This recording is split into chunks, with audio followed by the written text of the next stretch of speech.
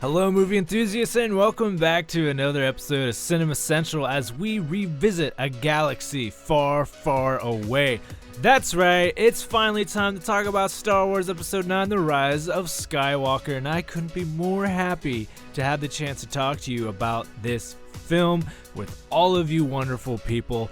Let's get this thing started with my initial impressions. Star Wars The Rise of Skywalker is the final chapter in a saga of movies that has proven to have one of the most passionate fan bases in the world. And whether you agree with how it ended or not, Star Wars itself will continue as long as its fan base does for what is a multi-generational franchise.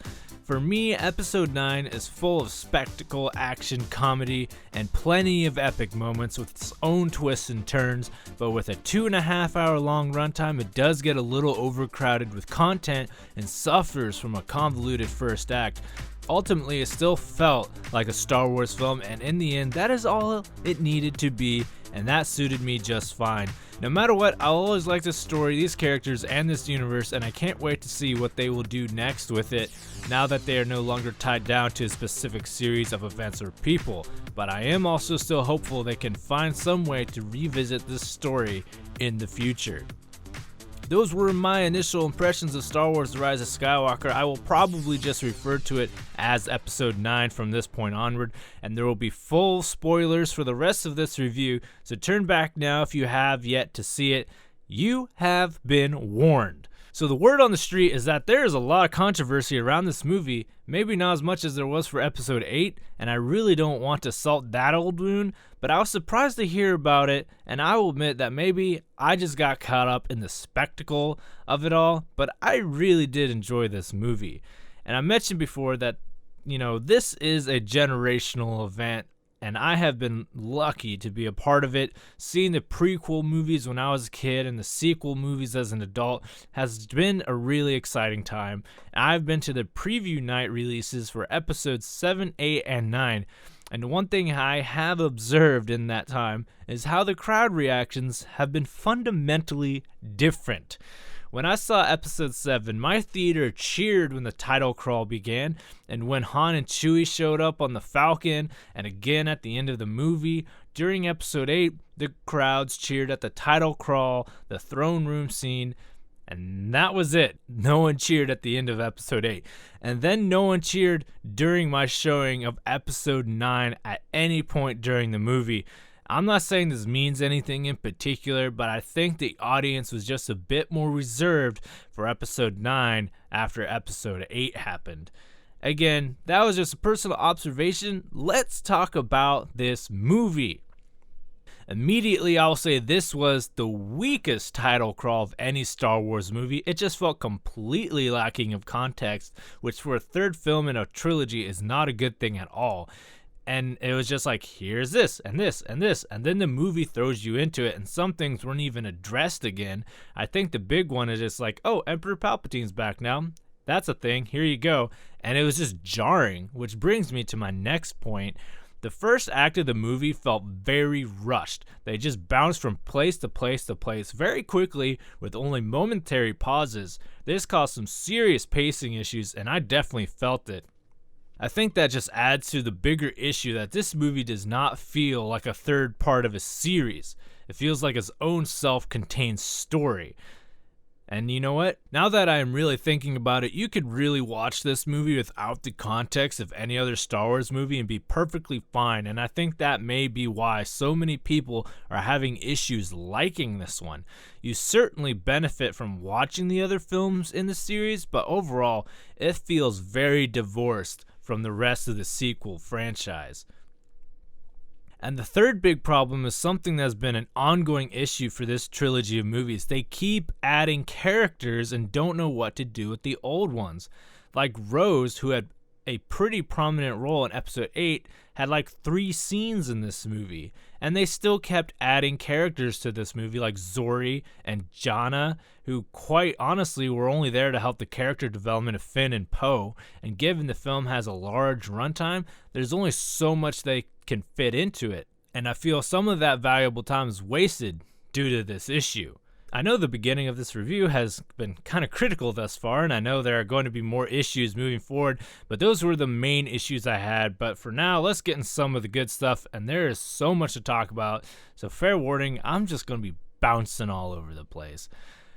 While I do think the movie suffers from overcrowding, I did enjoy the interactions with our main crew, Rey, Finn, Chewie, Poe, BB-8, and C-3PO. They also have the benefit of having done the other movies together already, but I enjoyed the banter and the dialogue between them. I thought they did a fantastic job with acting off each other, and it is one of the stronger points in the film. Poe Dameron got a good dose of character development in Episode 8, and I like that it continued on in this movie as he ultimately does end up in charge of the Resistance. We also got to learn some details about his past involving being a spice smuggler and his involvement in past history with new character Zari, and he still got to fly an X-Wing and blow stuff up, which is something he is quite good at. I also enjoyed the camaraderie between him and Finn, since they have been doing all these adventures together since the first movie. I also feel like Finn yelling Rey is kind of a catchphrase at this point because he has done it so many times in this trilogy. Of course, one of the sadder parts of the movie was Carrie Fisher's passing shortly before the release of Episode 8, but I thought they handled it very well in this film. They used archive footage from outtakes she had done in the previous two movies. They also used a silhouetted stand-in a few times, in which she got that funeral scene in the movie. I thought it was very heartfelt and a touching send-off, and I'll admit I totally teared up for that part. And then, of course, bringing up the reason why Leia dies in this movie, aside from the obvious real-life reasons, she does it to save her son Ben Solo. I think we all kind of knew there was going to be some sort of redemption for Kylo Ren, aka Ben Solo, in this film, given all that has happened to him and all that he has done. And I'll admit, I am a sucker for redemption arcs, but I like how they did it. While Luke was able to use a Force projection in full effect in Episode 8, Leia just reaches out to her son in spirit. That was enough. Plus, Rey saving his life also. But never underestimate a mother's love. And then I absolutely love the interaction he has with Han as well. I was not expecting Harrison Ford to come back in this film, so that was really awesome. And it was one of my favorite moments of the film. Like I said, I'm a sucker for redemption arcs. General Hux, who has constantly been a comedic character for the First Order, took somewhat of a backseat in this movie because of a new character, General Pride, so I thought it sucked that he got blasted, but at the same time, it was not surprising because the character had nothing left to do. But his brief arc of turning traitor did remind me a bit of Agent Kalos from Star Wars Rebels. Also, who is General Pride? Because they give us the impression that he is more than he appears and is supposed to be someone important to the Emperor. The only thing that I can think of is that he's somehow the reincarnation of Grand Moff Tarkin. I also really enjoyed that they brought back Lando, and he was as charming as ever, and he got to fly the Falcon, which was rather appropriate. Billy D. Williams just has a great screen presence, and he was used effectively in small doses, but not overdoing it with the nostalgia. Now, two really mean fake-outs that this movie does is first from the trailers, we think they're going to off C-3PO, which in a way they do, but not really, and he's okay by the end of the film. However, the much more diabolical thing they did was make you think Rey killed Chewie, which was just mean and quite shocking. Yeah, that was a pun. But Rey using Force Lightning was actually quite cool in the moment. Which brings us to the biggest surprise of the film. Rey was a Palpatine the whole time, being Emperor Palpatine's granddaughter, and the fan theory was right that he wanted to possess her body. But one thing that was a little confusing at first was the Emperor wants Kylo to kill Rey, and then later he tells him to capture her, but he clearly knew who she was the whole time, so it's make up your mind, dude. But to make things even more convoluted, Luke, Leia, and Kylo all apparently knew the whole time that she was a Palpatine, but just didn't say anything in the last film, which brings us to something that is rather irksome to the fan base, which is retconning The Last Jedi, and this is one of the big ways they do so. One of the biggest moments from the trailer was Evil Rey, and there were plenty of fan theories about what it could mean. Well, now we all know it was just a Force vision from when she was in Palpatine's vault. So at least we got that question answered, and it was kind of a cool, interesting moment. You know, I was like, this is what you could become. Anyway. So I've talked a lot about Rey being a Palpatine, so let's talk about the big guy himself. I think we can all agree that he is still one of the most iconic movie villains, so I didn't mind them bringing him back at all, and him being alive is not a huge stretch of the imagination. I love that he quotes himself from episode 3, implying that he was able to crack the secret to prolonging his life, which clearly, because, you know, he's there. So when he isn't able to turn Rey and he has to face her and Ben, it's interesting that he's then able to just suck the Force from them both and restore his body. I didn't quite catch why that worked, but it had something to do with the strong Force connection between the two of them, which we saw play out as they had a lightsaber fight earlier in the movie while being in 2 different locations, which is something we haven't seen before, and it was very visually interesting. And also the whole Sith planet was very sinister and cool looking, and I enjoyed that as well. One missed opportunity was that since Palpatine was already quoting himself, when he goes full lightning mode, he totally should have said unlimited power, but he didn't, and that makes me sad. At one point in the film, Rey has a conversation with Force Ghost Luke, and it was a cool moment when he appeared because regardless of the last movie, I think people still like the character, though I acknowledge a lot of people didn't like some decisions that were made in the last film regarding Luke's character. But he has this line that I think justifies it all in a concise way, saying he let fear rule him, and I just thought that was very human and helped solidify those character choices. Now, we saw some insane Force powers in this movie, which I'm sure people will be discussing for a long time. I think it is very interesting that in The Mandalorian Episode 7, which was released 2 days early as to not conflict with the release of Rise of Skywalker, that episode features Baby Yoda force healing a character. And if you want to hear more about that, be sure and visit the Facebook page for my episodic Mandalorian reviews. But I think this was all pre-planned as a way to prime us all for the Force healing that Rey and even Ben does in this film. I already mentioned that insane Force battle between Rey and Kylo, but also when Rey teleports the lightsaber to him was also pretty dope. Speaking of lightsabers, I also really liked that Leia had one this whole time, and it looked pretty cool. I liked the design. Another grievance I have with this movie were the Knights of Ren.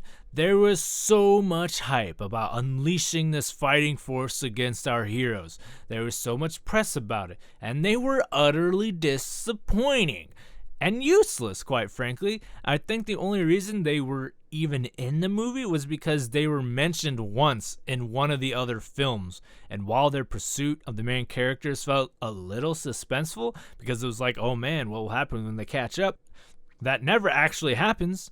And then Ben just offs them all with no effort at the end of the movie, and it was all just a very wasted investment.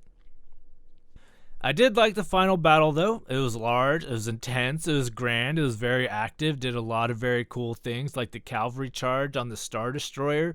While it was kind of silly, it was fun to watch. Initially I was like, how do Star Destroyers have death lasers on them? But then I remembered the battering ram weapon that they used in The Last Jedi, the miniaturized Death Star tech. So it's conceivable that they can just make that work. And while it is totally overplayed in movies, I will always be a sucker for reinforcements arriving scenes. So when Lando shows up with like everyone in the galaxy pretty much, it was a pretty dope moment. And for all the hardcore fans out there, it was totally eye candy. We got a Wedge Antilles cameo from the original actor, which was awesome. There was also the Ghost model from Star Wars Rebels. It was kind of sad, though, that Snap died a few moments earlier, but he was kind of a minor character, and he, again, didn't actually affect anything in this movie. And while all that was going on in space, the final battle between Rey and the Emperor was equally impressive. I really enjoyed when they finally played up the 1,000 generations of Jedi live in you now, which he looked up to the stars and heard all the voices. While there are a few obvious ones to pick out, I did get the full list from IMDb. You have Anakin Skywalker, Mace Windu, Obi-Wan, McGregor, and Alec Guinness, Yoda, Qui-Gon. You have Kanan Jarrus from Rebels, and a bunch of voice actors from the Clone Wars cartoon for Ahsoka Tano, Luminara Unduli, Ayla Secura, and Adi Gallia. So that was awesome to have all those voices in there. So our heroes won the day, obviously. So let's talk about some of those big ending moments. During the movie, Finn kept saying he wanted to say something to Rey, but he never gets the chance, and we are left to wonder. It has since been clarified on the internet that he was going to tell her he was force sensitive, which makes sense given what he has done as a character, so I'm glad that that whole thing got cleared up. And the one thing that literally made me so happy about this movie was Chewie got a medal at the end of the film, which was such a happy moment because, as any fan should know, at the end of A New Hope, while Han and Luke got medals from Princess Leia, Chewie did not, and it has been one of the biggest grievances in cinema history. But now, after all these years, it has finally been corrected, which is just amazing. I love it. And you know, this movie was the definitive ending of the Skywalker saga. So one question is, who was the title referring to with the Rise of Skywalker? Well, initially I thought it had to be Kylo/Ben because he was actually the only living Skywalker now by blood, but he dies trading his life for Rey's and thus completing his redemption arc, which he kind of had to die though because there's no way the galaxy would have taken him back given what he did as Kylo Ren. So then at the end of the movie, Rey takes the name Skywalker, which brings us to the main theme of this film, which is bonds are stronger than blood. The Emperor was all like, "You are a Sith because you are my blood," but Rey was not about that because she rejected him. She chose to take the name Skywalker because of her relationship with Luke and that family. So it's a good lesson for sure. So in the end, the title was always about Rey, and given that she is the main character, not surprising at all. And then at the very end, she whips out an orange lightsaber at the end of the film, which is a freaking huge moment for all the Star Wars Legends fans out there, because I do believe that is the lightsaber color of the Grey Jedi, who are a group of Jedi who ride the line between light and dark, which Rey's character kind of does throughout the series. So it is a hint that a new era is at hand for the Jedi in the Star Wars universe, and it was quite a surprising moment and one heck of a way to end the trilogy. So here are my final thoughts on Star Wars Episode 9, The Rise of Skywalker.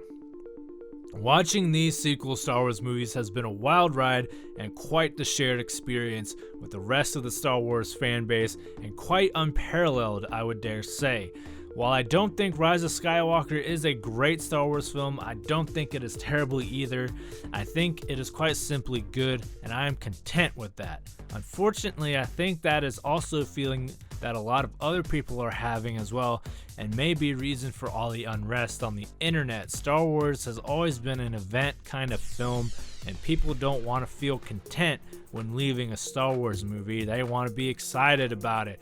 They definitely don't want to leave a Star Wars movie mad about it. And with a movie like this with so much history and hype and expectation, it is unfortunately an impossible task to please everybody, and that is just the way life works. Those are my thoughts on this movie. I hope you enjoyed this review. How did you feel about this movie? Let me know in the comments, and don't forget to follow me on the socials at Ace Cinema Central. I will see you for one more review before the year is out. Otherwise, I'm DJ Ace. This has been Cinema Central. May the Force be with you, and Merry Christmas.